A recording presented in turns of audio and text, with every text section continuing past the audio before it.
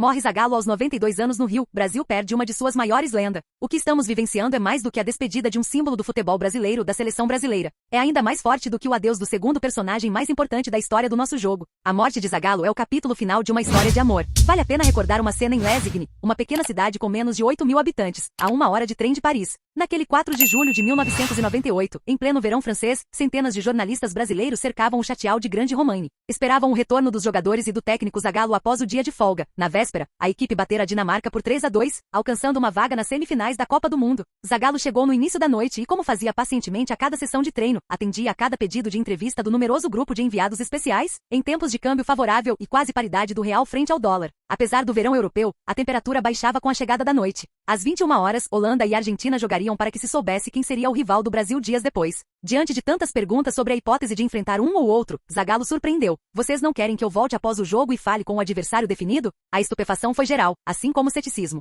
Por mais que Zagallo fosse habitualmente acessível e respeitoso com o trabalho da imprensa, soaria abusivo esperar que aquele senhor de 67 anos saísse, após as 23 horas e com a temperatura já um tanto baixa para uma nova e cansativa rodada de entrevistas. Pois o relógio mal passará das 11 da noite, minutos após Bergkamp marcar o gol que classificara os holandeses, quando surge Zagallo na porta do castelo. Porque o único tetracampeão do mundo se dispunha a tal gesto. Seu jeito visceral de falar da seleção brasileira, sua forma de vibrar com conquistas, de reagir a derrotas e até de enfrentar os críticos. Tudo isso, no fundo, eram demonstrações de amor. Amor à seleção brasileira e ao futebol. Mas havia algo além de amor. Eram gestos de alguém que tinha exata noção do que representava jogar e principalmente dirigir a seleção. Zagallo era uma espécie de estadista na pele de técnico de futebol. Colocava-se como defensor de uma causa, como embaixador do futebol brasileiro. Tudo isso com a exata noção do peso que a seleção de futebol do Brasil tem como instituição global. Faz tempo que se discute sobre amor à camisa num esporte cada vez mais profissional, mercantilizado, capitalista. Jogadores fazem do futebol uma profissão, um trabalho, e no fundo não há nada de errado com isso. Amor à camisa se tornou um termo um tanto vazio, gasto, vulgarizado, do qual se lança mão a qualquer demonstração acima da média de esforço.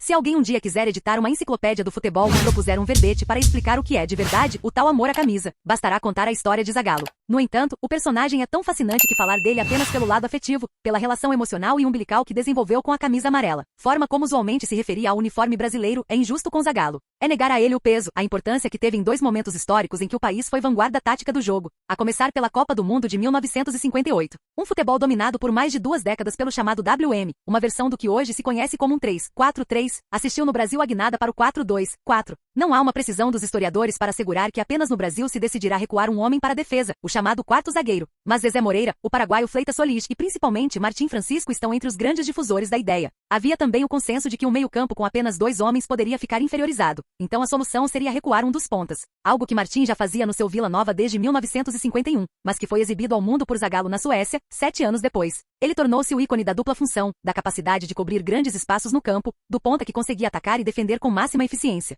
12 anos depois, a seleção chegava ao México com uma constelação e algumas certezas consagradas. Uma delas, a impossibilidade de juntar Gerson, Tostão, Pelé e Rivelino no mesmo time. Pois Zagallo fez mais do que reunir os 4 camisas 10. Distribuiu funções e estabeleceu movimentações inovadoras para a época. Gerson passou a trabalhar como um organizador por trás dos ataques da seleção, mais próximo de Clodoaldo. Rivelino foi deslocado para a esquerda, setor que era um mero ponto de partida, de onde se movia como mais um meia. Pelé iniciava as jogadas por trás de Tostão, em tese um centroavante, mas ambos alternavam posições. Se no Cruzeiro Tostão recebia a bola alguns metros atrás e atacava a área, na seleção fazia movimento oposto. Da direita partia Jairzinho, no que hoje poderia ser muito bem chamado de um 4-2-3-1. Tem um imenso aspecto autoral de Zagallo a construção da seleção que até hoje é vista por muitos como a melhor da história. Zagallo foi a vitalidade e o talento como jogador. Como técnico foi a mente por trás de um dos maiores times da história do futebol. Como símbolo, foi a alma da seleção brasileira em cada uma das Copas do Mundo que disputou no campo ou à beira dele. Nos últimos minutos deste 5 de janeiro de 2024, o futebol viu ser encerrada uma história de amor que talvez não seja a última, mas certamente foi a mais intensa. A camisa amarela perde seu maior bastião. Ninguém a amou como Zagallo.